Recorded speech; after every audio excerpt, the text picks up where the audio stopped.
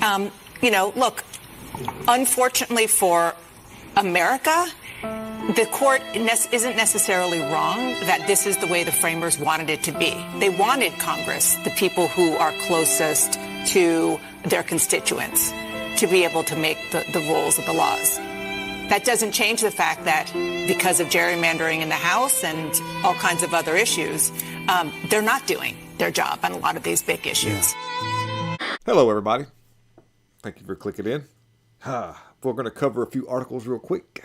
And I guess the lefties need a little bit of cheese with that wine. A little teeny tiny. Anyhow, the plot thickens with Fani Willis. I'll talk about that. And we've got some stuff that Elon's talking about, which is nice. Of course, the media has attacked his character so much that, Elon was pretty well accepted on both sides of the aisle. However, now that we've got... I hope that his message can be heard because he's speaking the truth. We know this. I'll show you. We're reading this. And Lloyd Austin says we were safer underneath Trump. So get ready for this. Let's tune in right quick. Anyway, let's roll this. So as you remember, the closing arguments that the judge laid out said that if there's any more stuff that needs to be brought to the table, please do. And he would, put this in with part of his decision making at the end. You remember that, guys. So he's taken a little while to make this decision. Maybe this is a good thing. Hopefully it's not the Clintons calling him up and being like, hey, you better do what we say to do or you'll be Clinton-sided. But defendant Kathy Latham files notice of proposed testimony and respectfully it submits to the court that and the parties in the event that the evidence was reopened regarding the various motions to dismiss the disqualified district attorney. So this is basically the legal paperwork filed, but this is more whistleblowers.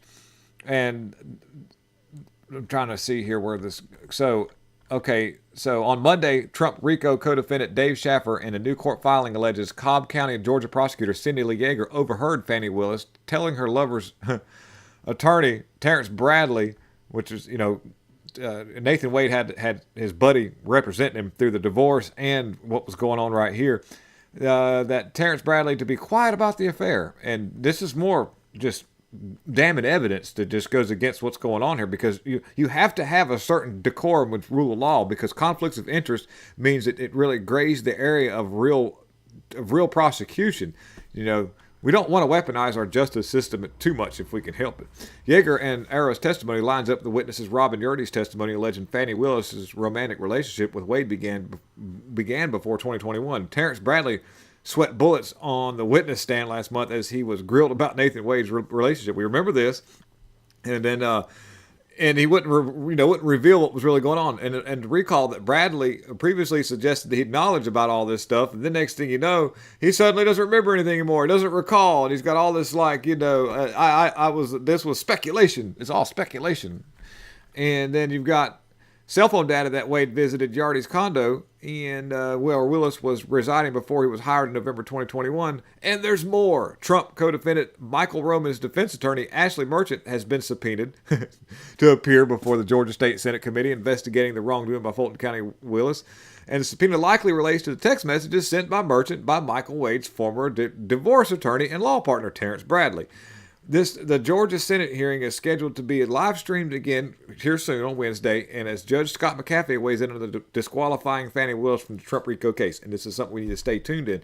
So there's going to be more evidence ruled in with this, and hopefully, like I say, this could take Fani off the case, could dismantle the case, and then, of course, there may be some Soros operative that may want to try to get in on this, But okay, so I'm going to talk about the border a little bit too. And like I say, I'm just covering a few articles real quickly, keeping us up to date with what's going on. Just, the stuff with the Fani Willis won't go away, which is nice. Hopefully we can pull something off with this whole Letitia James thing that's just crazy all going on. She's went crazy going after all these companies now, saying they wouldn't do it. Now they're doing it.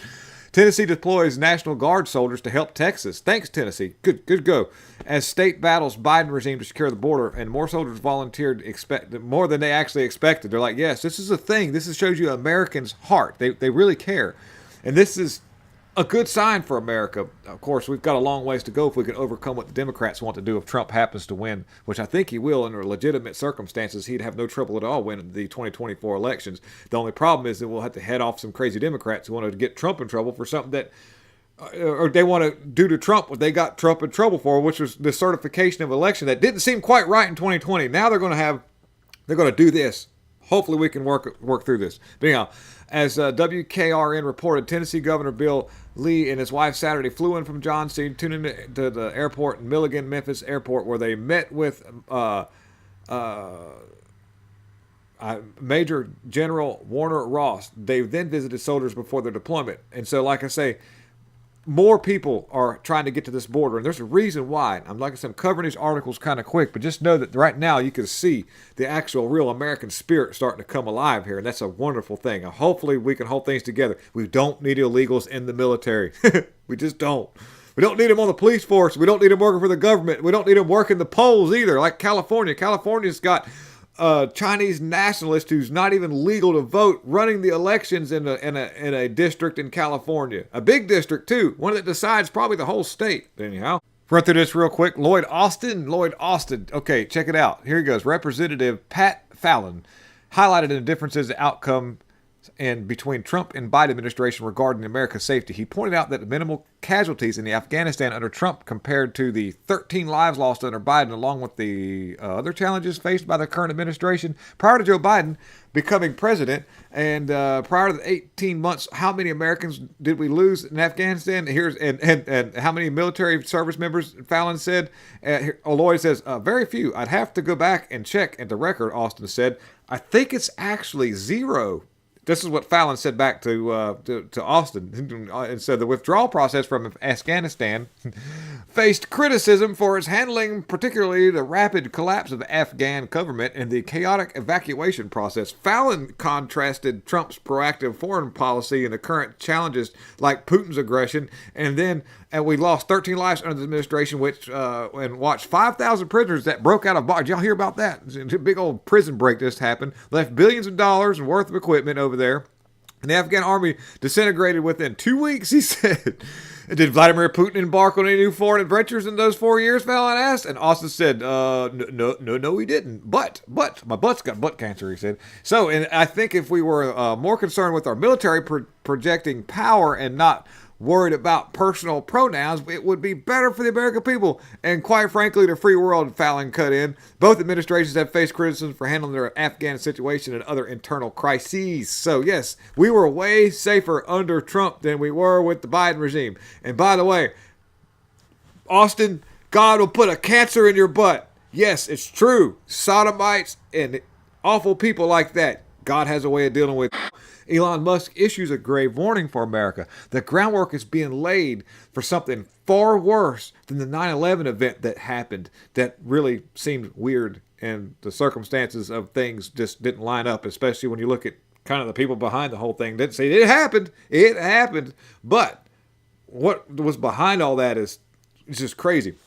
Owner Elon Musk has a dire warning for America following the news of the Biden regime. Okay, so Biden regime now understands that the border is starting to be enforced. So what they have done is some of the more of the fluffed, the elite of the illegals coming in, Chinese nationalists and Arab, I don't know, I don't want to name like certain ideology, whatever, bunch of people coming across this border that have ill intent, understand that the border is going to be closed up. So they've got to get them in some kind of way. We've got to understand, too, because Mayorkas, a member of this whole thing that has to do with border people, they put a guy in charge of the border who is hell-bent on illegal immigration. Like, this was his thing before he was in charge of the border. It's a weird thing that has to do, I try my best not to single out certain groups of people, but he's a member of a group of people who has to do with ill intent when it comes to migration. I just leave it at that. That's what Mayorkas' job was before he was put in charge of the border. That's why he has this smirk on his face, because he, as Mayorkas has been in charge, has allowed these huge infrastructures to be built along the way to aid this illegal immigration. And now they've actually got infrastructure in place where they're moving planes with people in. Instead of them having to cross the border and meet agents, they're just flying them in at late nights and putting them all over the place. And these people are the more of the elites of the guys that could be bad, okay? It says the regime claims that 320,000 unvetted aliens have been flown across the country to reduce the number of crossings across the border. Of course, that's not right, because there's more than that, allegedly. It is known where these immigrants are arriving from the Information Center for Immigration Studies reveals the regime claims the locations are kept hidden because of, quote-unquote, bad actors. Elon knows a lot more than what people understand because he has a lot of ways of finding intelligence. There's no telling what this dude's got set up. I think he's on our side, maybe, I'm hoping, but we've got to understand that with this being said, that the administration is important to all these people could create a national security threat of unvetted illegal immigrants, which is the thing. It is highly probable that the groundwork is being laid for something far worse than 9/11. They'd love for this to all take place right before our 2024 elections, I promise you, because they understand that between Victoria Nuland stepping down, let me get myself big real quick. So Victoria Nuland, in case you didn't know, okay, she has stepped down. She has now decided that she's failed. She's failed miserably at her job. More lives have been lost in an area that she was in charge of.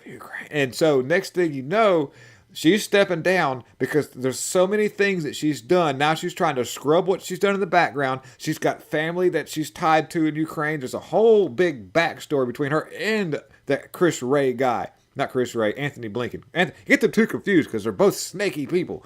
But they understand that if Trump gets into office, that puts him in the position to be able to investigate what really happened. And I think now that the public has seen the bad of all these people, it wouldn't be hard at all for him to actually do what he talked about doing. His first term, he had to walk on eggshells because the media was so far. But everybody knows the media sucks now. And so they understand that if Trump says, hey, this is, they're not going to buck on him. They're going to say, yes, please do what you have to do. Get these people.